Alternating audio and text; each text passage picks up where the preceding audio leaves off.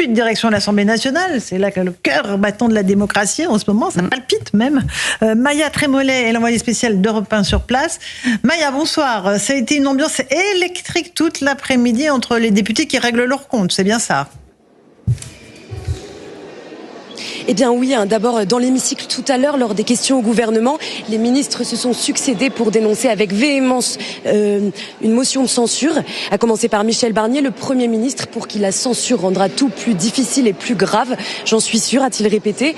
Bruno Retailleau a lui visé les oppositions. Il accuse Marine Le Pen de s'allier avec l'extrême gauche pour provoquer un chaos économique, social et désormais institutionnel.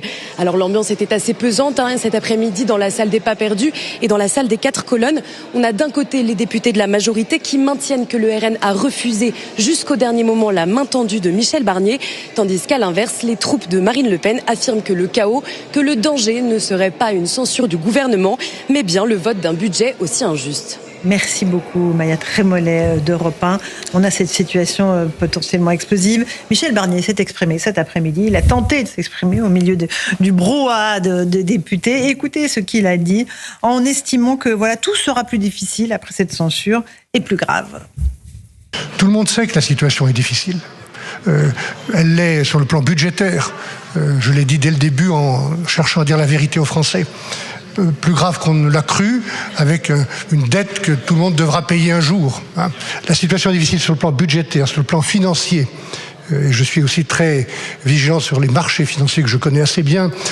Très difficile sur le plan économique et social, je viens de vous le dire. Il y a une chose dont je suis sûr, M. Chassaigne. Je suis sûr, et retenez bien ce que je vous dis aujourd'hui, c'est que la censure dont il est question demain, et nous retrouverons, rendra tout plus difficile et plus grave. Voilà Michel Barnier qui répondait au député communiste André Chassaigne. Louis de Ragnel, tout peut aller vite maintenant. La motion de censure, c'est pour demain après-midi. On peut nommer un remplaçant à Michel Barnier, là, très très rapidement, à votre avis? Absolument. Alors, donc, il y aura 2 motions de censure, pour l'instant en tout cas, qui seront examinées demain. Il y en aura une à 16h, celle du Rassemblement National seul, puis à 19h30. Celle-là ne sera pas votée par les autres, c'est ça? Exactement, et celle à 19h30 qui sera déposée par le nouveau Front Populaire. Marine Le Pen a annoncé que les voix du RN s'associeront à cette motion de censure, et donc c'est la motion de censure que tout le monde regardera, puisque c'est celle qui a le plus de chances de faire tomber le gouvernement. Ensuite, en théorie, Michel Barnier doit remettre la démission du gouvernement au président de la République, qui ensuite, il n'y a pas de délai prévu. S'il le souhaite, Emmanuel Macron peut garder Michel Barnier comme Premier ministre démissionnaire autant de temps qu'il le souhaite. On se souvient quand même de Gabriel Attal qui est resté 51 jours Premier ministre démissionnaire du gouvernement. Mais Emmanuel Macron a tout intérêt aujourd'hui à aller très vite, puisqu'il voit bien, s'il n'agit pas, eh bien, c'est l'onde de choc qui est en train de l'atteindre très directement. On voit bien que dans les oppositions, il y a de plus en plus de voix qu'on entend qui appellent à son départ de l'Élysée, à des élections présidentielles anticipées. Eh bien, il y a urgence pour Emmanuel Macron. Il faut sortir très rapidement de cette crise et donc nommer le plus vite possible un nouveau Premier ministre. On reparlera des noms dans un instant. Et avec quand même cet enjeu de former aussi un gouvernement rapidement, c'est un exercice qui va être extrêmement compliqué pour Emmanuel Macron, puisqu'il est d'habitude, il met beaucoup de temps avant de prendre ce type de décision. Et là, peut-être il va nous surprendre. Peut-être, vous verrez, il peut nous surprendre. Et peut-être, il y a une possibilité qui existe, alors on va voir si elle se produit. De prolonger Michel Barnier ? Qui serait de renommer Michel Barnier. Je l'évoque parce qu'elle existe. Oui, elle existe, mais rapidement, Rachel Kahn, un petit mot sur la situation, et notamment sur le brouhaha qu'on a entendu à l'Assemblée nationale toute l'après-midi, les vociférations, les cris, les insultes. J'ai l'impression qu'on est devenu, alors là, pour le coup, la caricature de nous-mêmes, en tout cas aux yeux du monde. C'est-à-dire que c'est honteux. On voit dans quelle situation nous sommes, c'est à la fois irresponsable, et surtout, ce qui m'affecte le plus, c'est que nous n'arrivions pas à dépasser les clivages pour nous mettre face aux enjeux nationaux et internationaux. Ce brouhaha, on l'a depuis 2022, et malheureusement, c'est le brouhaha qui gagne. Alors, on a Philippe Ballard en duplex depuis l'Assemblée. Bonsoir à vous, député Rassemblement National de l'Oise. Il y a eu quelques incertitudes aujourd'hui sur le fait que le Rassemblement National voterait une motion de censure de gauche qui insulte le Rassemblement National. Pas d'hésitation, vous la voterez, Monsieur Ballard ?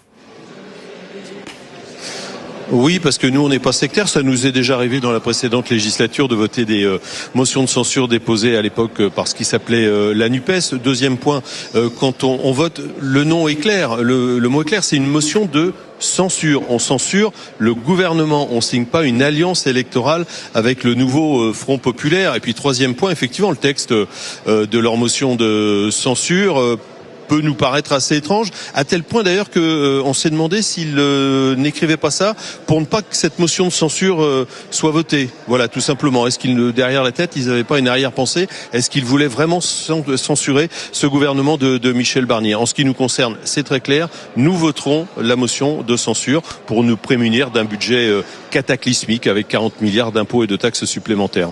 Philippe Ballard, qu'allez-vous dire à vos électeurs qui pensent que potentiellement, vous pouvez prendre le pouvoir après la chute du gouvernement, ce qui de facto ne sera pas le cas, parce que la prochaine dissolution, si elle doit survenir, c'est pas avant le mois de juin prochain. Ah bah écoutez, on est très attentif pour tout vous dire aux mails que l'on reçoit sur nos différentes boîtes. Dans l'immense majorité, nos électeurs nous incitent à voter cette motion de censure. J'étais en circonscription pas plus tard que le week-end dernier et les électeurs voulaient cette censure. Et je vais même aller plus loin. Moi, j'ai rencontré le responsable du MEDEF de mon département de l'Oise. La CCI également. J'aurais posé la question, si ce budget, c'était vendredi, donc avant le 49.3, si ce budget ne voyait pas le jour, est-ce que ça vous inquiète? Réponse, non. Et pourquoi non? Eh bien parce que nous, pour nos entreprises, ce sera moins de taxes et d'impôts. Voilà. Et quand vous regardez le CAC 40 aujourd'hui, on peut pas dire que ce soit la panique sur les places financières. Moi, j'ai écouté Eric Woerth tout à l'heure, là, qui était chez vous, il y a une demi-heure. Ça a été un chapelet, mais pardon pour l'anglicisme, de fake news pendant au moins 3-4 minutes. Mais alors tout y est passé.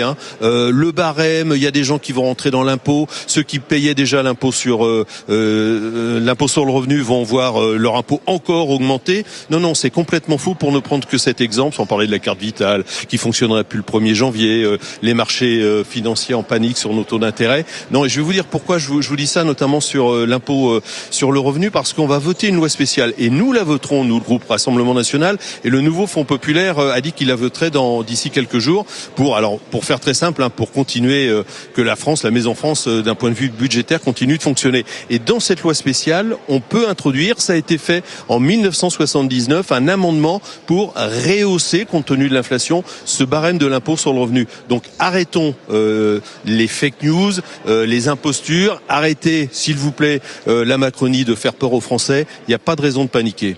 Merci beaucoup Philippe Ballard, député Rassemblement National de l'Oise. Merci. Avec Mathieu Borotou à vos côtés. Alors, on est avec Yohann Usaï, on a les arguments du RN qui nous dit mais arrêtez de nous annoncer les plaies d'Égypte, les sauterelles, la dévastation, rien de tout ça se produira. On s'est dit avec Louis de Ragnel qu'on pouvait avoir très vite un nouveau Premier ministre. C'est l'hypothèse sur laquelle planche Emmanuel Macron à l'heure actuelle. Yohann, il est en Arabie Saoudite. Non mais évidemment, Emmanuel Macron va nommer un Premier ministre très rapidement, tout simplement parce qu'il y a intérêt. Parce que chaque jour qui va passer avec un Premier ministre démissionnaire sera un jour supplémentaire où la France Insoumise et le Rassemblement National vont appeler à sa démission. Ce sera un jour supplémentaire où la pression politique et populaire va s'accroître sur lui. Donc évidemment, il va aller très vite, ça ne fait aucun doute. Mais que va-t-il se passer? Parce que évidemment, le gouvernement, lui, a plutôt tendance à dramatiser la situation. Le Rassemblement National, lui, a plutôt tendance à minimiser l'importance de ce qui pourrait se passer. Mais la réalité, c'est qu'il y aura forcément des conséquences, et des conséquences économiques. Si on parle seulement de la confiance, c'est très important dans l'économie. C'est ce qui permet de créer notamment la croissance. Sans confiance, il n'y a pas de croissance. Il y a très peu de confiance en ce moment dans le pays. Tous les investissements sont gelés. Monsieur Ballard parlait des chefs d'entreprise. Il nous disait, non, les chefs d'entreprise sont très contents. Ouais. C'est beaucoup plus compliqué que ça, parce que les chefs d'entreprise, précisément, s'il n'y a pas de croissance, leur carnet de commandes, ils sont vides. Quand on a un gouvernement qui tombe au bout de 3 mois, quand on a un budget qui n'est pas voté, quand on ne sait pas combien de temps va tenir le prochain gouvernement et qu'on se dit que ça peut durer comme ça 2 ans et demi, pour la confiance, croyez-moi, ça n'est pas du tout idéal. Alors, qu'en pensent les Français? Qu'en pensent les Français qui ont été interrogés aujourd'hui sur cette motion de censure, ce gouvernement Barnier qui pourrait tomber? Bonne ou mauvaise nouvelle? Écoutez les réponses. C'est une excellente chose, ça va nettoyer toute la Macronie et la barniererie, donc c'est excellent. Est-ce que c'est bien ou pas bien? Les répercussions peuvent être mauvaises, donc bon, c'est pas l'idéal, mais à un moment donné, il faut aussi un acte fort pour faire comprendre que la politique, c'est représenter le peuple, il faut le respecter. Beaucoup d'inquiétudes, avec un gros désordre et politique et économique. Non, je suis très, très inquiet et très remonté et contre les forces de gauche et contre les forces d'extrême droite. Je pense que c'est dramatique. Personne ne se préoccupe de savoir ce qui va se passer après. Et ça, ils sont tous plus nuls les uns que les autres. Là, je pense qu'on est tous d'accord sur ce que dit la dame à la fin. Ils sont tous plus nuls les uns que les autres. Jean-Sébastien Ferjou, peut-être. Oui, moi je suis d'accord avec ce que dit effectivement cette dame. Il y a une irresponsabilité collective, mais qui est absolument délirante. Quand vous avez sur un examen du projet de loi de finances, l'objectif est de trouver 60 milliards d'euros d'économies, que vous avez des députés qui votent 65 milliards. Ça, c'est les députés. Non, mais enfin, les Français les ont élus. Hein. Moi, je veux bien, mais à un moment, les Français, ils sont quand même responsables des choix qu'ils ont faits. S'il n'y a pas de majorité à l'Assemblée nationale, c'est parce que les Français, personne n'a empêché les Français de voter pour le RN, ou de voter pour Emmanuel Macron, ou de voter pour le nouveau Front Populaire, s'ils avaient envie de le faire. Il se trouve que collectivement, parce que les Français, ils n'existent pas. J'imagine, Laurence, que vous n'avez qu'un seul bulletin de vote. J'en ai qu'un seul. Donc, nous ne pesons que ce que nous sommes en tant qu'individus. Maintenant, oui, cette dame a raison. Et surtout, pour revenir sur ce que disait Rachel Kahn tout à l'heure, et que je trouve très juste, c'est vrai qu'on est absolument estomaqué de voir le défaut de responsabilité qu'il y a dans la représentation politique, mais pas seulement à l'Assemblée nationale, au Sénat aussi, et parce que tout simplement, nous préférons maintenant disqualifier qu'argumenter. Quand on disqualifie les gens parce qu'on considère que le Rassemblement national serait en dehors du champ républicain, ou que les insoumis seraient ci ou ça, ou que les macronistes seraient ci ou ça, et donc s'en prend la peine de dire « mais je ne suis pas d'accord avec vous pour X et X et X raisons », et d'argumenter, de convaincre, d'avoir l'honnêteté de dire la vérité aux Français, d'arrêter les faux calculs aussi, c'est quand même très très drôle de voir le Parti socialiste qui s'associe à cette motion de censure, alors qui n'ont absolument pas envie de gouverner avec les insoumis, qui ont eux-mêmes voté le détricotage de leur propre réforme des retraites. Enfin, je veux dire, le niveau d'hypocrisie de la classe politique française est délirant. À un moment, reprenons une feuille blanche et puis on dit, qu'est-ce qu'on fait à partir de là? Alexandre Devecchio. Oui, c'est peut-être ce qu'il y a de bien dans les crises politiques, c'est que c'est le moment de reprendre la feuille blanche. Donc, je suis d'accord en partie avec ce qui a été dit sur la confiance, mais si vous voulez, la confiance, elle n'est pas là depuis un moment. Le chaos est latent. Il y a une forme d'affaissement de la France de jour en jour. Donc, peut-être qu'on peut sortir par le haut, effectivement, de cette crise politique en se disant qu'il y a 11 millions de Français qui ont voté, qu'il est temps de les écouter et de trouver des compromis. Je pense que si les Français n'ont pas donné de majorité claire, c'est parce qu'ils veulent que la classe politique trouve des compromis. Michel Barnier représentait un parti qui pèse 10%. Il pouvait pas se comporter comme le patron, c'est clair. Il devait tenir compte de partis qui pèsent plus que le sien. Donc, je pense que c'est ça le fait nouveau, c'est qu'on n'avait pas pris en compte le fait que désormais, en fait, le Rassemblement national n'est pas juste un parti protestataire hors du champ républicain. Il est à l'Assemblée nationale, il est en capacité de voter, de ne pas voter, d'influencer sur le cours des choses. Peut-être qu'on peut espérer qu'après cette crise, les hommes politiques en tiendront compte et puis qu'on arrêtera justement, on parlait d'insultes, de les traiter de nazis, de je ne sais trop quoi, et qu'on ira sur le fond. Absolument. Sur les lignes rouges de Marine Le Pen, on en a parlé dans cette émission, il y a des choses qui sont discutables, mais allons sur le fond des choses plutôt que de disqualifier l'adversaire. Juste après la toute petite pause dans Punchline sur CNews et sur Europe 1, on écoutera Marine Le Pen et puis aussi Bruno Retailleau, parce qu'il a été très véhément cet après-midi à l'Assemblée nationale. À tout de suite.